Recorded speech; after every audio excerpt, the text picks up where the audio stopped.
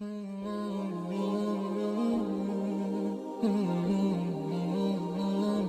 اللہ الرحمن الرحیم۔ بدقسمتی سے کچھ دشمنان اہل بیت کلمہ گوئے ہونے کے باوجود یہ غلط فہمی پیدا کرنے کی کوشش کرتے ہیں کہ حضرت امام حسین نے اقتدار کے حصول یا عظمت و بڑائی کے لالچ میں یزید کی بیعت نہیں کی بلکہ اس سے جنگ کی اور شہید ہو گئے۔ نعوذ باللہ۔ آج کی اس ویڈیو میں آپ کو اسی سوال کا جواب احادیث کی روشنی میں دیا جائے گا۔ شیر خدا حضرت علی کی شہادت کے بعد 6 ماہ تک خلافت کے امور شہزادہ حضرت حسن کے پاس رہے، لیکن پھر حضور اکرم صلی اللہ علیہ وآلہ وسلم کی حدیث کے مطابق کہ میرا بیٹا حسن سردار ہے جو 2 گروہوں میں صلح کروائے گا اور خون ریزی روکے گا۔ تاریخ گواہ ہے کہ کیسے اہل بیت نے صلح صفائی سے اقتدار کو اپنے گھرانے سے منتقل کر دیا۔ جہاں تک سوال عزت و آبرو اور جاہ و جلال کا ہے تو بھلا نبی پاک صلی اللہ علیہ وآلہ وسلم سے جو تعلق جو نسبت حضرت امام حسین کی تھی، کیا اس سے بھی زیادہ کوئی عزت کی بات ہو سکتی ہے کسی کے لیے؟ بے شمار احادیث موجود ہیں اہل بیت کی پاکی اور عظمت پر، لیکن یہاں ہمارا موضوع یہ ہے کہ آخر کربلا کا اتنا بڑا واقعہ کیوں رونما ہوا۔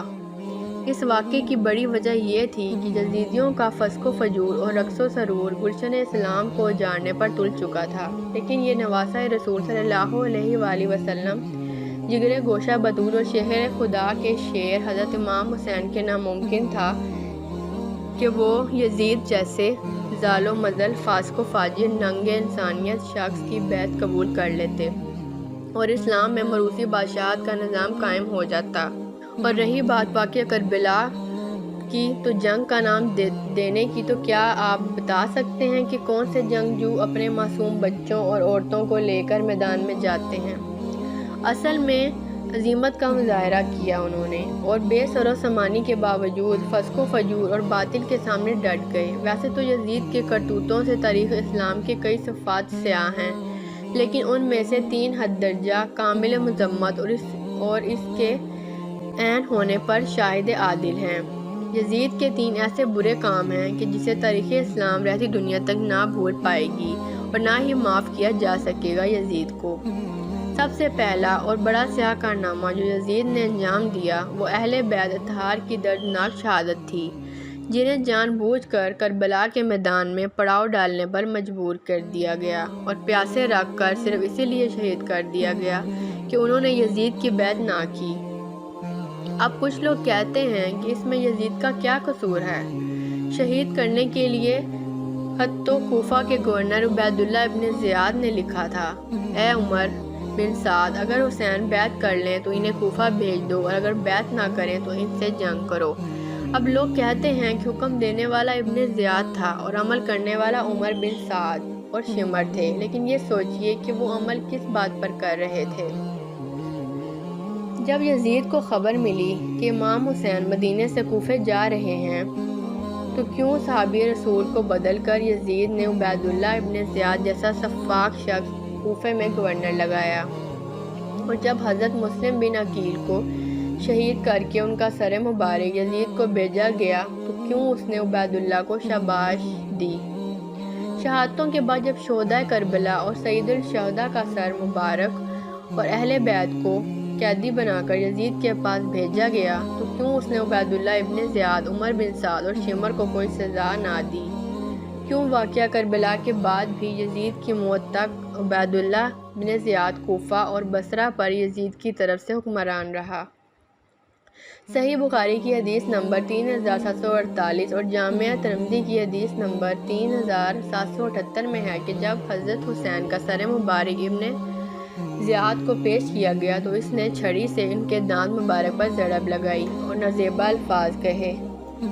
اور ایسے واقعات کے باوجود بھی یزید کے پاس آخر کیا تھی؟ یہ ساری باتیں اس بات کا منہ بولتا ثبوت ہیں کہ یزید کی سرپرستی میں ہی واقعہ کربلا ہوا، جیسا کہ صحیح بخاری کی حدیث نمبر 3110 اور مسلم 6309 میں حضرت امام سجاد زین العابدین فرماتے ہیں: جب میں اپنے والد کی شہادت کے بعد یزید کے دربار سے مدینہ پہنچا تو صحابی مسوران مکرمہ میرے پاس آئے اور کہا کہ آپ کے پاس جو رسول اللہ صلی اللہ علیہ وآلہ وسلم کی تلوار ہے جو رسول اللہ صلی اللہ علیہ وسلم کے بعد حضرت علی، پھر حضرت حسن اور پھر حضرت حسین کے پاس پہنچی ہے وہ مجھے عنایت فرما دیں۔ مجھے ڈر ہے کہ بنو امیہ والے اس تلوار کو آپ سے چھین لیں گے، لیکن میں نے کہا جب تک میری جان میں جان ہے، اللہ کی قسم میں اس تلوار کی حفاظت کروں گا۔ یزید کا دوسرا سیاہ کارنامہ یہ ہے کہ اس کی فوج نے مدینے پر حملہ کر کے وہاں بے پناہ ظلم ڈھائے۔ امام احمد بن حنبل جو کہ امام بخاری و مسلم کے استاد ہیں، ان سے ان کے شاگرد مہناب بن یحییٰ نے یزید کے بارے میں مدینے پر حملہ کا پوچھا تو آپ نے فرمایا یزید وہی ہے جس نے مدینے والوں کے ساتھ وہ کرتوت کیے جس کی مثال نہیں ملتی، اور اس نے مدینے کو لوٹا دیا۔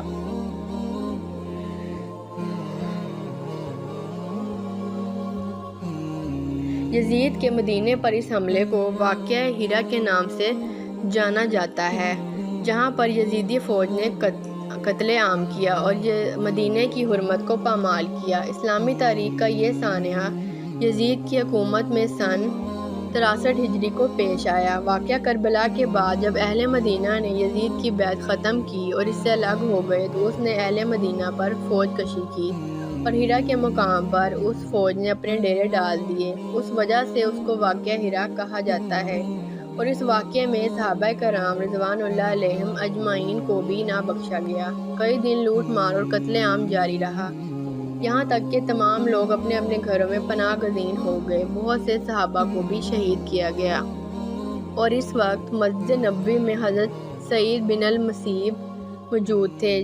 جب نماز کا وقت ہوتا تو روضہ رسول صلی اللہ علیہ وسلم سے اذان کی آواز شروع ہو جاتی تھی۔ حضرت سعید بن المسیب فرماتے ہیں کہ جب نماز کا وقت ہوتا میں قبر شریف سے اذان کی آواز سنتا تھا، پھر اقامت بھی ہوتی اور میں اسی اقامت سے نماز پڑھتا۔ ان دنوں مسجد نبوی میں میرے سوا کوئی نہیں ہوتا تھا۔ کتب احادیث اور تاریخ کی کتابوں میں اس کے دلائل موجود ہیں، جبکہ علامہ ابن کثیر نے مدائنی کے حوالے سے البدایہ و النہایہ میں لکھا ہے کہ یزیدی فوجیوں نے بہت سی پاک باز لڑکیوں کی عزت کو لوٹا اور 1000 صحابیات اور تابعیات بنا شادی کے حاملہ ٹھہریں۔ روح لرز جاتی ہے یہ روایات پڑھ کر۔ اللہ اکبر! اور 3 دن تک مسجد نبوی میں گھوڑے باندھ کر رکھے اور مسجد نبوی میں نماز نہیں ہوئی۔ صحیح مسلم میں 3323، 3319، 3339 سے لے کر 3333 تک یہ 15-20 احادیث ہیں، جن کا لب لباب یہ ہے کہ آپ صلی اللہ علیہ وسلم نے فرمایا جس نے اہل مدینہ کو ڈرایا یا اہل مدینہ کو دھمکایا یا مدینہ والوں پر ظلم کیا، اس پر اللہ کی لعنت، اللہ کے فرشتوں کی لعنت اور تمام لعنت کرنے والوں کی لعنت۔ اس کے بعد یزید کا تیسرا گناہگار کام مکہ شریف پر حملہ کرنا تھا۔ مدینہ سے فارغ ہونے کے بعد یزید پلید کے حکم سے اس کی فوج نے مکہ مکرمہ کا رخ کیا، حرم کعبہ کا محاصرہ کیا اور خانہ کعبہ شریف پر منجنیق کی مدد سے پتھراؤ کیا گیا۔ خانہ کعبہ شریف میں آگ لگی اور پردے جل گئے۔ حرم کعبہ میں حضرت اسماعیل علیہ السلام کے فدیے میں جنت سے بھیجے گئے دمبے کے سینگ محفوظ چلے تھے، اور اسی واقعے میں وہ بھی جل گئے۔ اسی بدبخت یزید کے ہاتھوں حرمین شریف فین کی حرمت پامال ہوئی۔ صحابہ کرام کی توہین اور عطرت رسول صلی اللہ علیہ وسلم کے خون سے ان کے ناپاک ہاتھ رنگین ہوئے۔ اس کے بعد اس کو مہلت نہ ملی اور ذلیل و رسوا ہو کے مر گیا۔ جو لوگ غلط فہمیوں کا شکار ہو کر یزید پلید کی قصیدہ خوانیاں کرتے ہیں، ان سے گزارش ہے کہ غور کریں کہ آخری وقت میں اس کا انجام لعنتی کارناموں پر ہوا۔ اگر دل میں ذرا بھر بھی نبی کریم صلی اللہ علیہ وسلم، اہل بیت اطہار، مدینہ شریف اور مکہ مکرمہ کی محبت کی رمق موجود ہے تو فیصلہ خود کیجئے کہ آپ اپنی آخرت یزید کے ساتھ چاہتے ہیں یا کہ نبی پاک صلی اللہ علیہ وسلم اور ان کی پاک آل کے ساتھ۔ اللہ اکبر! کمنٹ سیکشن میں آمین لکھنا مت بھولیے گا۔ شکریہ۔